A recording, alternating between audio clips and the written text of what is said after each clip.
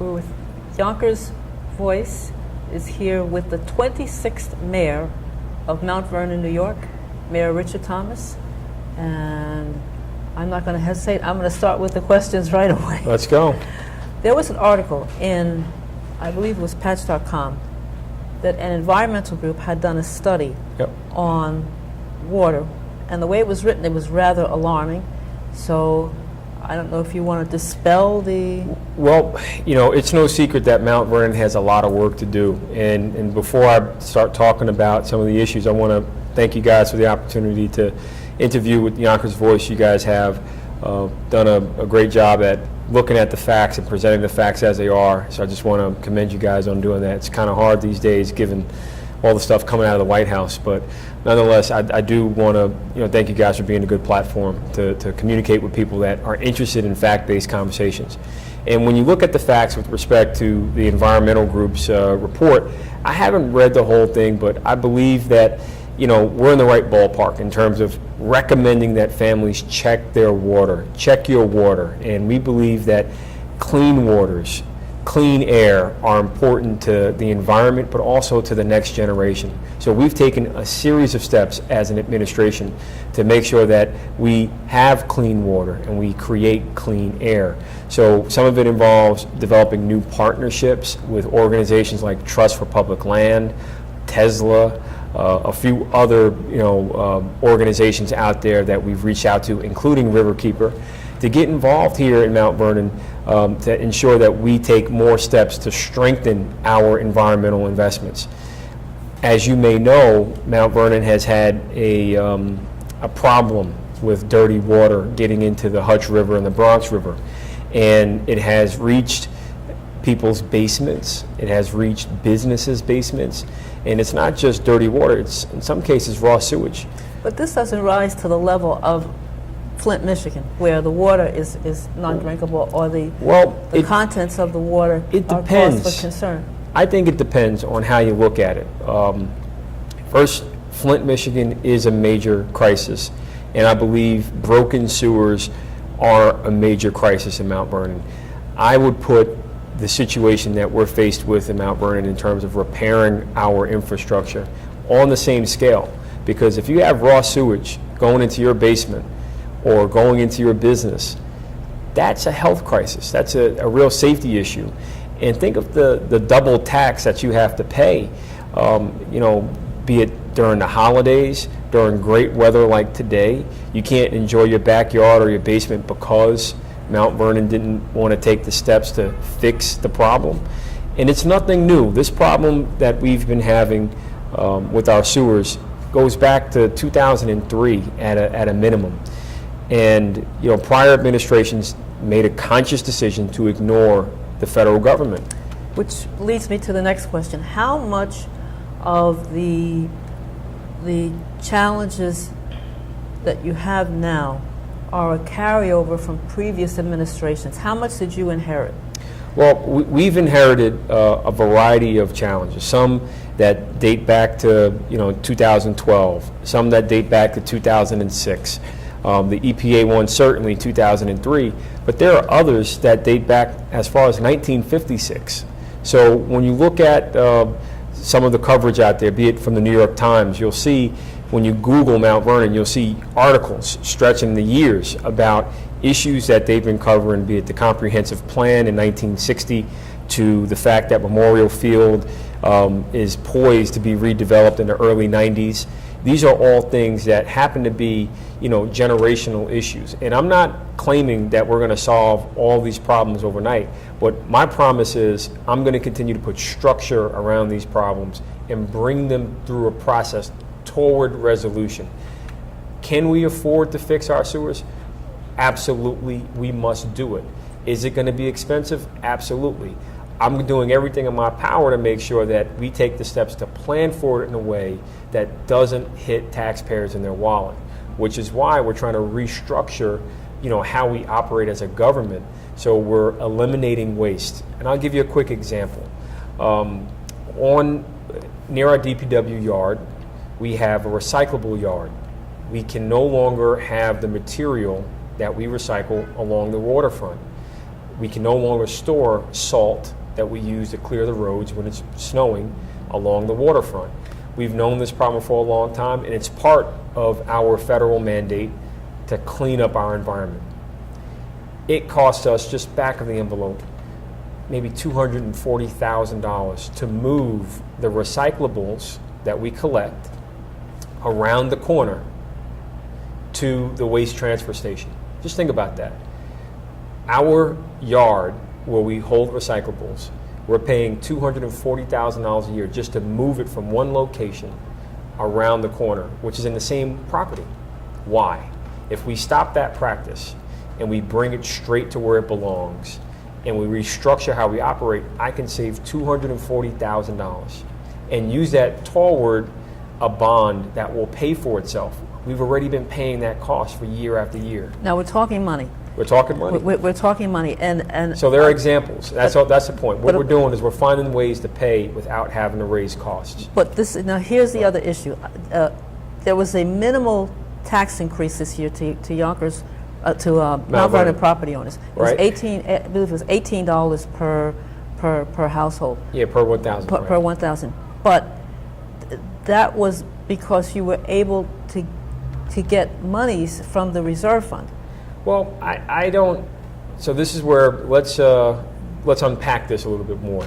So Mt.Vernon received close to a 2% tax rate increase at a minimum, and I believe the budget that we presented, my administration presented, it offered a zero-based tax impact. So Mt.Vernon taxes were increased by Comptroller Walker and the City Council when it didn't have to. And we were, challenged on, the monies in the bank account aren't that much, and there's no way we have close to $17 billion, and it's not possible. Well, I received something in the mail, and I stood next to Comptroller Walker a few weeks ago, where she said we have $19 million at hand. Now, that means one thing and one thing only: you've been overtaxed and underserved. Why are we collecting all these taxes? Why are we putting this money on the shelf? Every other city that we know has approximately 5 to 6 million or 5 to 6% of their budget as cash on hand. Why do we have more than 20% of our overall budget? That means money's been overtaxed year after year after year from our taxpayers. And look at the roads. They're a disaster. The sidewalks are not level. The street lights are out. And we're dealing with these very fundamental basic issues of the government not having technology, meaning we're operating on loose leaf binders and Bic pens. But there seems to be a disconnect, and forgive me if I'm misstating it. There seems to be a disconnect between the controller, between the city council, and the mayor's office. Well, what I can tell you is a state Supreme Court justice ruled recently that political animus is what's been driving that disconnect. How are you going to plow through that? And basically, we're going to continue to work through the courts and work through the process to hold them accountable to the taxpayers. For example, in the budget that Comptroller Walker passed, she eliminated funding for the police commissioner. How do you do that? The police commissioner and 20 other police officer positions. That's one. That's a fact.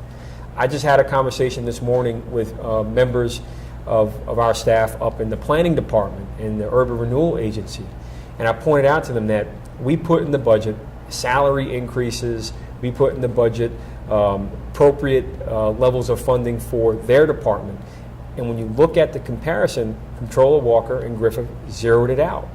So now we have a situation where people may lose their job because they chose to unfund a department that's critical in administering and going after grants.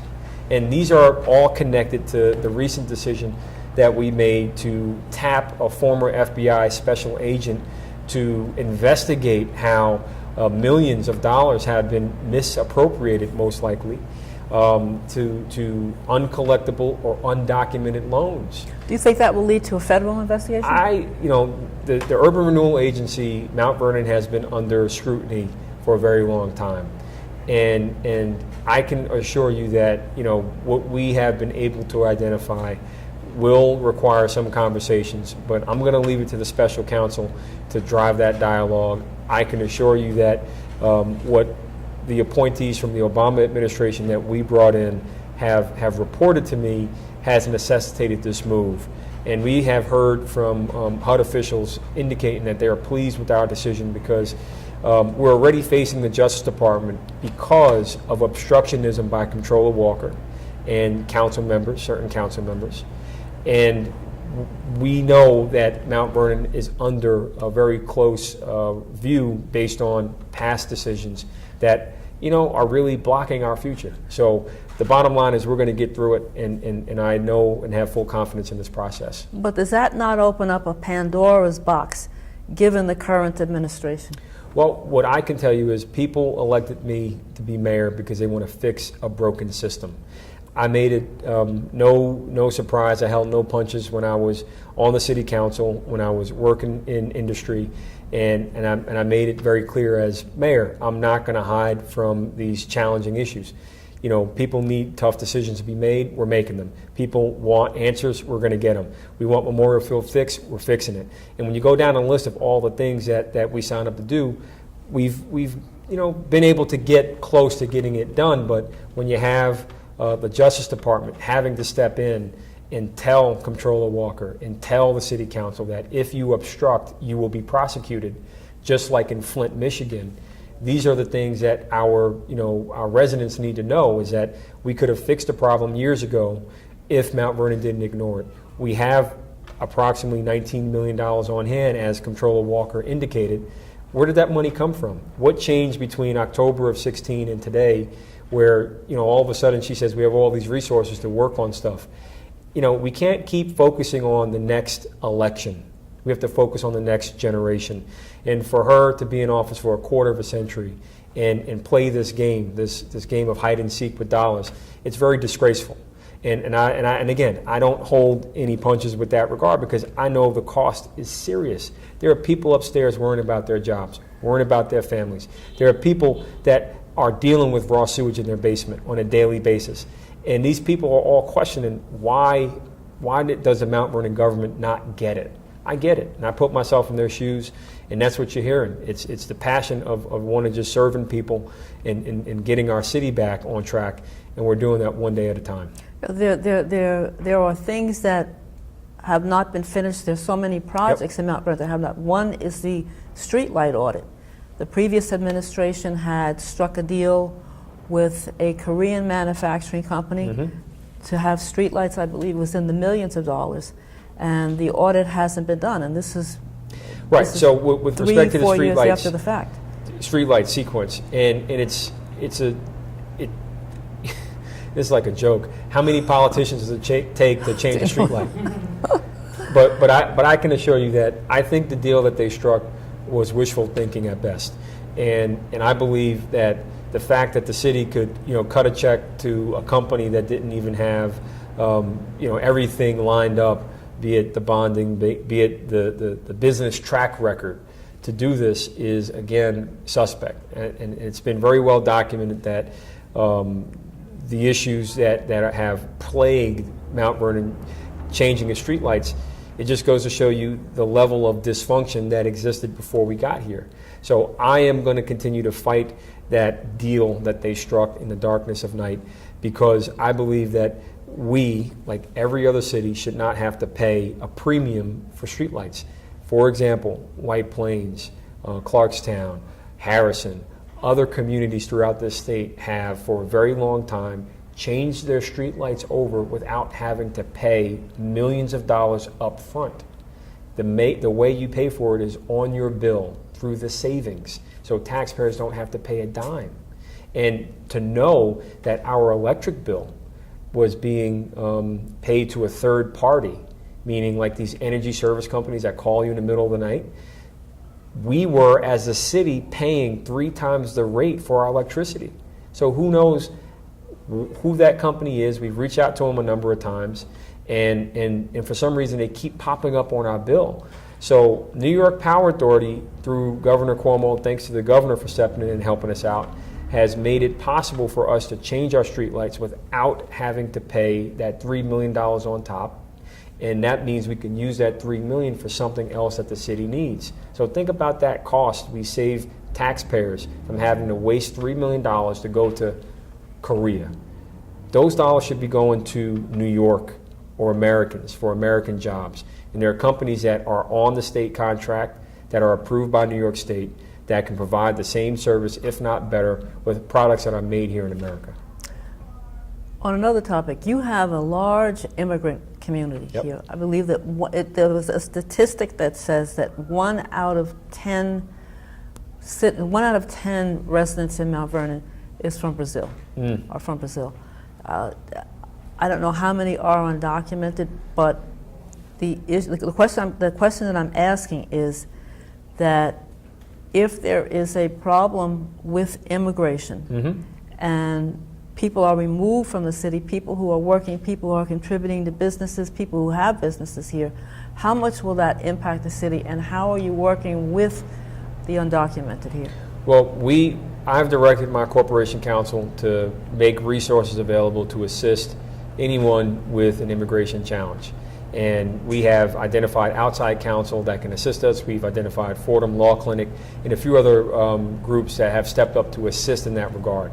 It is a very deeply personal issue. Many people are living in fear, but we know that with the way the federal politics have played out, it has been a very disturbing situation that's been playing out, from the young man that was in northern Westchester that was snatched before his high school graduation to recently a young lady spoke at her high school graduation about the threat of being taken.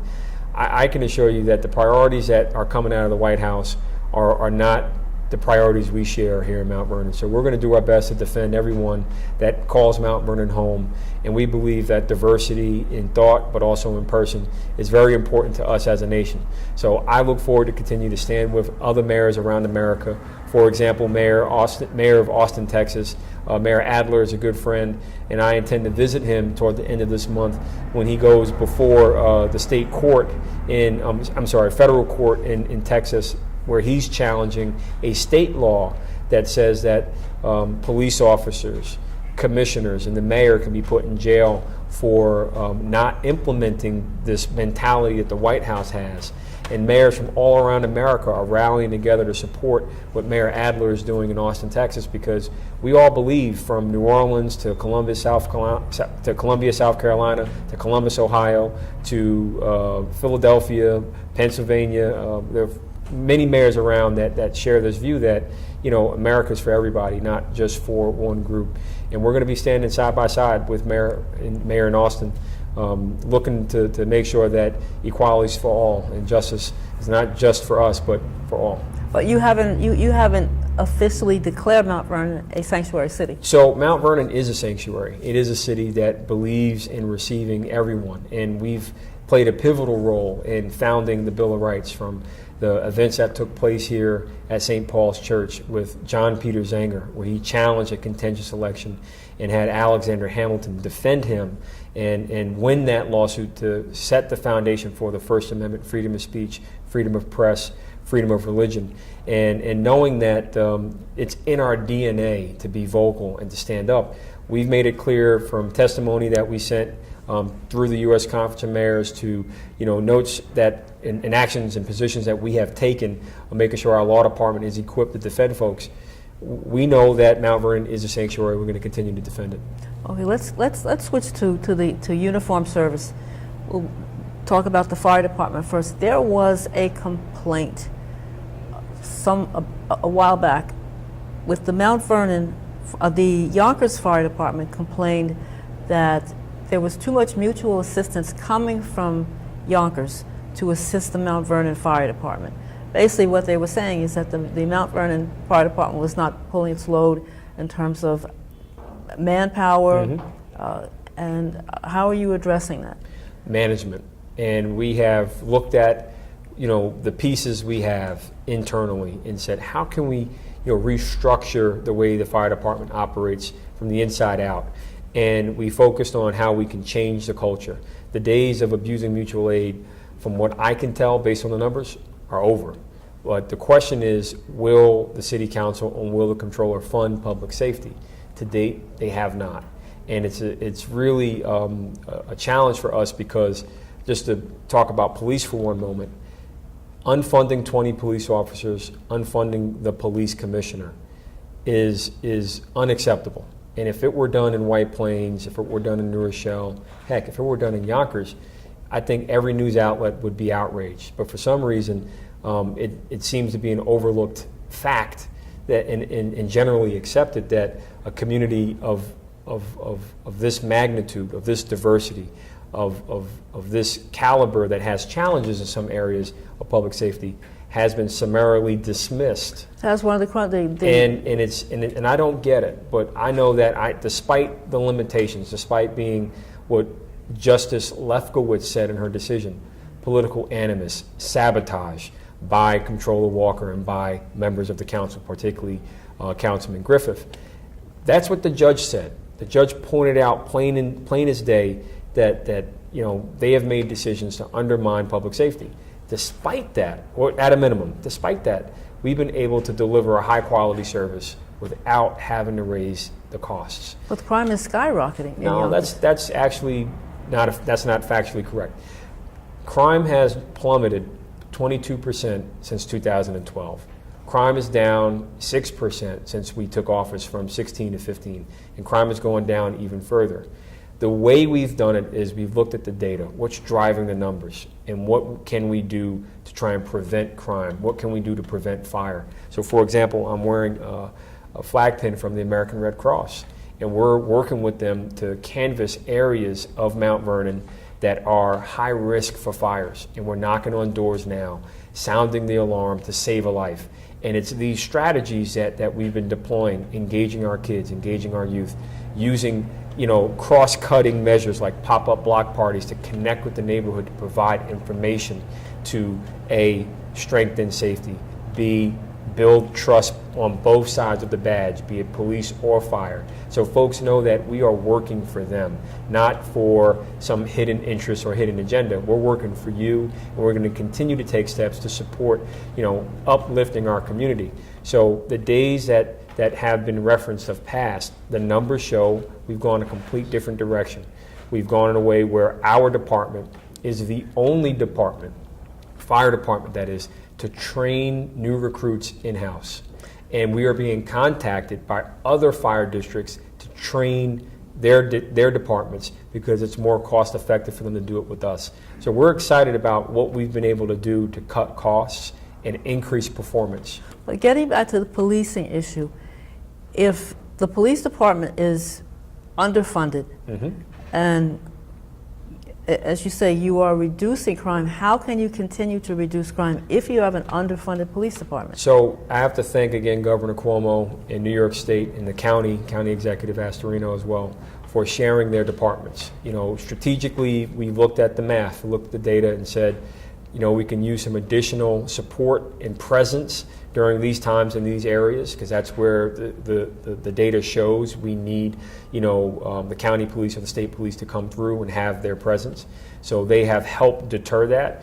Additionally, we changed leadership inside the department, and we worked with new leadership that have, had views on what can be done to attack crime and grime. And we've been working with a new management team internally that has really focused on the root causes. Can we get crime to go down further? Absolutely. I mean, if you work with us and give us more resources, technology, cars, heck, a police commissioner, we can really make a bigger difference. But, all I can show you are the numbers, and you should know that despite all of the distractions and the detractors, we found a way to really work with Mount Vernon, work with the community, because even if you live in an area that has issues with crime, you don't want to live with it. So folks are tired of living in fear, and I grew up in one of those areas. So I understand what it feels like to not have food in the fridge and to have, gang members try to allure you to go a direction. We're filling those voids. We're filling the voids and helping people choose an alternative other than violence. And it's very important that, people know that these pop-up block parties are very important to penetrate and start pulling people back toward job training, start having hope, start knowing that there are things out there that they can do differently than crime. They could be productive members of our society and contribute. So it's imperative that our parks play a role in this. And when you look at the conditions of our parks, Memorial Field been shut. Memorial Field. I want to Rush talk about Park. Memorial Field because one of the pillars of your campaign was about repairing Memorial Field. Memorial Field had some toxicity issues, I believe, at some point, and I don't know to what extent those have been cleaned up, but Memorial Field just seems to be, it was in the previous administration, it was in the administration before that. Can you walk us through the reasons as to why Memorial Field is being revamped at a snail's pace? So Memorial Field is our field of dreams, and we are doing everything we can to tell Mt.Vernon's story, especially about Memorial Field. But what's the delay? With respect to the time frame, when I was on the council in 2015, about to become mayor, I pointed out that there were some activities going on at Memorial Field that were very suspect and suspicious. Many members of the City Council and Comptroller Walker, not only ignored it, but they denied until 2017 that there was actual illegal dumping going on at Memorial Field. Now, the fact that they looked the other way is on them to address. But I've always, wanted to make sure the public knew that there was something wrong, and we as a community have to confront that at some point, and we are now. The other part that just from an order of operations and sequence, millions have been spent, and the field has been shut for nearly 10 years. In fact, monies were spent, checks were cut by Comptroller Walker to demolish the grandstands, but the grandstands are still standing. So why would we pay millions of dollars to have that happen and it not happen? So I have some fundamental questions about how monies were not watched, that we are going through a process right now that we're going to assess as we go through this process of bringing the field back to life. The state of New York has essentially said you have to follow state law in terms of how you go about cleaning it, and state law in terms of how you go about restoring access. So that kind of sets the time frame. So in working with state law, it's going to be 18 to 24 months. And we're targeting the 18-month milestone because we know that we're not going to deviate from what the state asks us to do. And we know that all we need are the bills paid on time, and all we need is the council and the controller to be a part of the solution and help us bring back the field. But they've come full circle, and I have to just give them credit. They went from saying there was no dumping there to now there's dumping, and my hope is now that they work with us to get it open again. But how extensive have the tests been on the toxicity? Because if it is more toxic than is anticipated, then you're talking about a long haul. And that's why we're going through this process now. We're following state law, and the goal is with the results coming back in from the tests that we're conducting now, we can have an answer to what the levels are.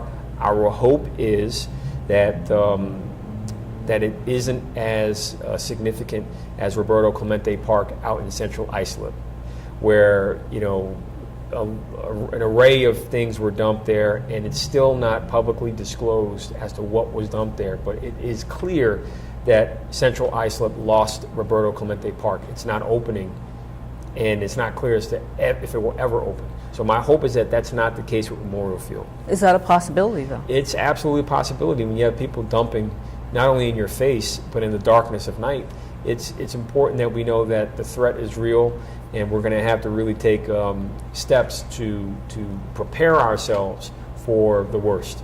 And my hope is that we have the best outcome, but the reality is we are implementing a plan now to restore access to the track and field at Memorial Field. We are following state law to section off the area that was impacted, and we are revisiting the idea of preserving the grandstands as we go forward and just fixing the field. Because the bottom line is, I would hate to have Memorial Field lose the grandstands right now, and I would hate to see us have just a big empty lot unless something else was coming bigger to replace it, and that has not completely happened yet. We are assessing requests to discuss building a larger venue there, but right now my commitment is, let's fix what we have, let's get it open, let's get it done as affordably as possible. Can we get it all done within 5 to 8 million? I believe so. I believe it's possible, but I don't want to get too far ahead of ourselves, only because I want to be realistic with the public. And priority one is, we got the process going, we're cleaning it up, we're doing the test pits, we're walling it off, and we hope to have feedback from the engineers as to whether or not we can revamp the existing stadium so we can have use of it for the next 4 to 8 years while we decide, do we want a major venue at Memorial Field. But you mentioned people who had an interest in putting a different venue there, which brings me to the question about business interest and investor interest in Mt.Vernon, because investors have been all over Westchester, New Rochelle, White Plains, Yonkers, and Mt.Vernon is ripe for gentrification. Well, Mt.Vernon is ripe for inversion. Mt.Vernon is ripe for community to be built up and uplifted. And what I believe is, in the new Mt.Vernon, in this renaissance that's happening right now, there's a place for everybody. And there are pockets throughout the city that we have identified where nobody lives.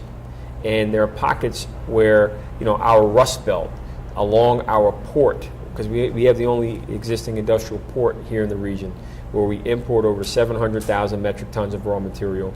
We have the only fuel terminal in the region. So we play an important role in terms of what we provide to the region. But with respect to new housing, I believe we're going to be able to have a real draw on Brooklyn and Queens and play major competition to even the Barclays, if we decide as a community that that's where we want to have some of our investments go. I believe it's possible. Memorial Field was designed to seat 10,000 people, and it does. But the issue is, the parking situation has not been addressed completely, and we're looking at how we can return at least to a place where we can compete with the Barclays. And it's possible, but again, we're going through the process of bringing that back to life.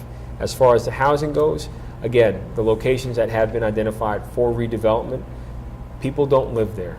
So it's going to be new people coming to the city. We project another 20,000 people over the next 8 to 10 years within one of the most densely populated cities in America. When you say 20,000, you're talking about 20,000 new people coming into the city of Mt.Vernon, which would bring in a whole new life, a whole new dynamic. It will require new schools, which, we need. It will probably require more health clinics, like Montefiore Hospital, that has a big hospital system, so they may want to look at ways to expand. And these are all good things. These are jobs for the community, and this is a whole new set of activity that will bring life and economic dollars to the community, reducing the property tax burden. So I believe that Mt.Vernon will redevelop responsibly. I do believe that there's room for everyone, and I think it's going to begin with having better parks for everybody. All right. Well, thank you. I think we're good. Thanks.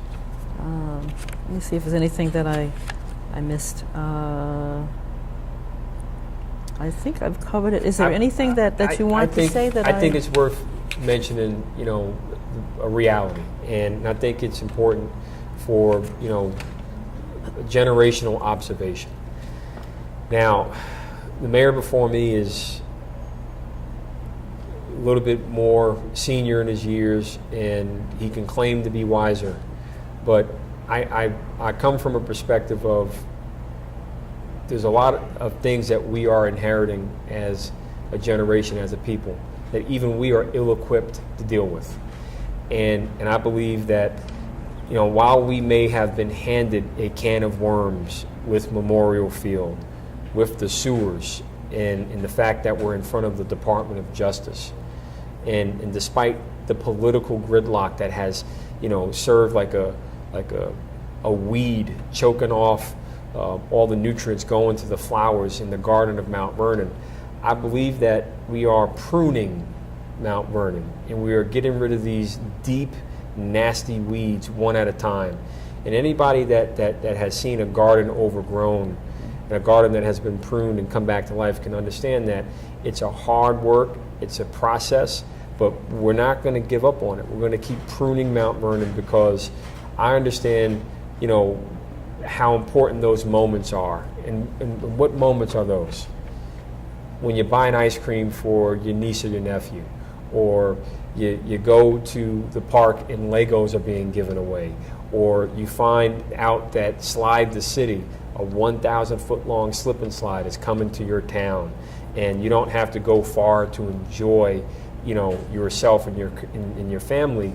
You can do it affordably right in your own backyard. Being able to save that time and in years ahead go back and say, do you remember how many hot dogs you ate at the fireworks show, or you remember that time when? And when you try to have that conversation about new memories being made in a city where Memorial Field has been shut, in a city where kids have been fundamentally denied a huge component of their identity. Our community has really forgotten who we are. We're a city of champions. And I remember that.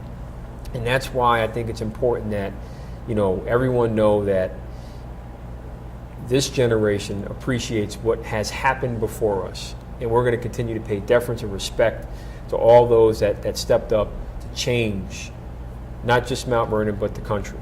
You grew up in Mount Vernon. Yeah. And you grew up not with a privileged background. And that's where I think a lot of folks have really lost sight of that, and they don't know the full story of how, the life that I've lived personally. How did you get from there to here? And that's where I believe that many of the young people in Mount Vernon need to remember that the city cares about them. And I'm thinking about them because when I was their age growing up, I grew up in the Mount Vernon that loved you back. And the Mount Vernon that I saw prior to my arrival is a city that did not love you back. It didn't have the after-school programs, didn't have the parks. We have a parkless park at Brush Park. Think about that. How can you have a major park without a park? And all the monies that have been stashed away, overtaxed, by people that have been here for 25 years or more, this place has become their personal thing, their piggy bank. So to me, it's personal to fix many aspects of our broken system, because many of the kids that I grew up with, great kids, but some of them lost their lives along the way because the streets, took them a different direction. And I know what it's like to have to choose between not having food in the fridge and finding an after-school program to say, hey, you know what, I'm going to do this instead of that. And I can assure you that this generation that I'm in is one of the first generations where, kids have graduated college and kids have gone on to a different work style or work industry than their parents. And that's why, if you think about parents from the 80s, parents from even the 90s, have taken it upon themselves to say they want to invest in their children to do better. Because my grandmother moved to Mount Vernon in 1950 with my grandfather, and they were leaving slavery, literally. They were almost born, my grandmother and grandfather were a few years out of being born into slavery. So you just think about that. We're now third generation, and we had to deal with the crack epidemic in the 80s, late 70s, 80s, coming through, poisoning a lot of the kids and people that are in various communities. And now we're the first generation, me in particular, to have gone to college and have to deal with a series of disadvantages. So socio and economic. So I find it, encouraging that there are a lot of critics out there, because I know that I'm probably making some people's pockets lighter, which they deserve, because they've been taking it from the city, and it's obvious through the potholes and the parkless parks. And I know that there are news outlets that simply don't understand that we're not here for a news cycle. We're here to change. We're here to implement significant and substantial change. We're not here for rumor. We're not here for drama. We're not here for gossip. We're here to do a job, and that's to fix a broken system. And if there's anybody ready to fight, I know it's me, because I've been through it. And I was there with many of these kids that don't have parks, that don't have a pool pass or a park pass to the county. They need it. So I get it, and I'm not going to stop fighting, because it's that passion of having gone through, devastating odds to earn, an academic scholarship to NYU, London School of Economics, Stern School of Business, and basically put my career, energy, and finance on hold to be mayor, because I want to fix a park so that other kids have a shot at living a life on a level playing field. So we're going to do it, and I don't really, care for the pomp and circumstance. I care about getting the job done, and I hope that our work products, the numbers continue to show that we're not going to stop fighting for a much better future. Thank you. I'm getting a cue from Ben here. Thanks. All right. So, we're good? We're still rolling. Oh, we're rolling. Oh. But all right. again, I mean, if you just look at other mayors and just ask yourself, did they have to go through the same circumstances? And you look at, the coverage of Mt.Vernon, and you look at how all the things that we've been doing has been dismissed for drama and rumor. I can't say anything other than, what? It is what it is, but that's part of the process of changing the perception of the city, and that's part of the process of addressing the cultural things that we have to change. And the perception, do you think that Mt.Vernon has gotten a fair portrayal in the press? Because a lot of it has a bad image, and we don't hear about the positive things that are happening in Mt.Vernon. Do you think that that's due to, is that due to perception? Is it due to lack of research?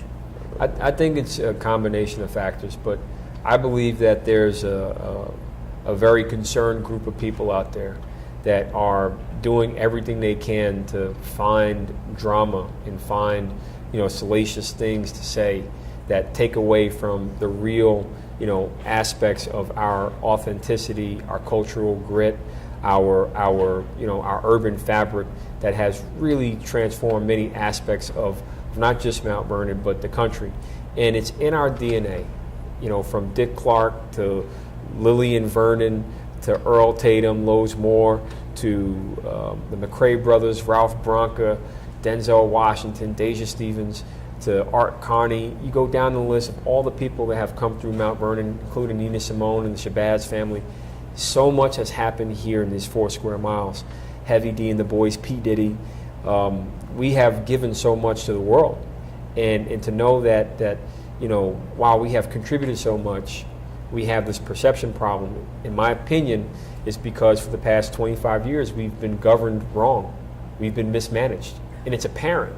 So what you do is, you don't try to change it overnight. You put in place a structure and make sure that, it's designed the right way. So I always believe that, as my professor said, the system performs as designed. And I believe that Mt.Vernon was designed for dysfunction deliberately. But I'm designing a system to perform. And that's fundamentally different than what those small groups, those special interests, those people that want to keep Mt.Vernon the same, that want to keep Mt.Vernon down, those people that want to preserve the status quo, have so many things to hide. And I have too many things to do, and we're going to continue to go down our list to fix the broken system. Okay, on a final note, sure. Do you think that, in terms of choosing words, that part of the issues with Mt.Vernon are due to bad governance or corruption? I believe, based on what I've seen, I think there's a combination of both. And the street lights, to me, reeks of corruption. Nowhere has a municipality borrowed $3 million to pay a company that never changed a street light ever, and to choose it over companies that have decades of experience. So I just want to point out that I think that is a clear and compelling example, including Memorial Field. Who allows a public park to be dumped on and then pay millions to have the grandstand demolished, but the grandstand's not demolished? So Comptroller Walker has some answers, and she needs to, talk about these issues and explain, why she would go out and make these payments. She can't run from this. I mean, I'm not going to let her just, sit silently and idly by. I still have to work with her, but she still has to confront these issues because we're going through this process right now. So I think it's a combination of factors, but we're going to have to rely on our special counsel, who we just appointed, to go through his process with respect to one aspect of issues that we've seen: millions in undocumented, uncollected loans or uncollectible loans. Who allows that? I just know that that's millions of dollars that could have gone into helping the community. And as far as I'm concerned, from where I sit, as a kid from the south side of Mount Vernon, as a kid that has gone through a lot and seen a lot in my short life, I feel betrayed. And this is where I can assure you that many kids that have reached a level of self-awareness, that have gone out and seen that the world is different, the world can and the city can do better, they should know that someone is in office that's really internalizing and putting themselves in their shoes, from the father that's taking care of both ends of the spectrum of his family, the young and the elderly in his family, to the single mom that has to deal with struggles of various forms and types. I get it, and I'm not going to stop putting myself in their place, because I know that they need government to at some point help them get through it. And if you've been on the other end of a government not functioning, like many of our kids here in the city, it's devastating. So just know that we're working one day at a time to address one issue at a time, so that Mount Vernon can be redesigned to perform for everyone. It's getting better. And I just want to just add one more point. It's nothing personal. I have a lot of admiration for, Ernie Davis. I have a lot of admiration even for Maureen Walker for being able to serve the public for so long. But I think that they forgot their purpose. I think somewhere along the way they forgot that there are real needs that need to be addressed. And I think they forgot that sidewalks should be level and not, disjointed, because there are folks that I've spoken to that have called my office and said, I just tripped on the sidewalk that I've been reporting broken for the past 8 years, and now my hip is broken, and guess what? I'm on Medicaid, and Trump is threatening to take Medicaid. So you just think about, the dynamics of just pure maintenance. How come the city hasn't been maintained? What happened along the way? I don't know. I just know that, we have the capacity to change it. We have the capacity to fix it. And if we all believe in a better Mount Vernon, then we all should continue to agree to fix the city in a responsible, cost-effective way. And we will continue to present that.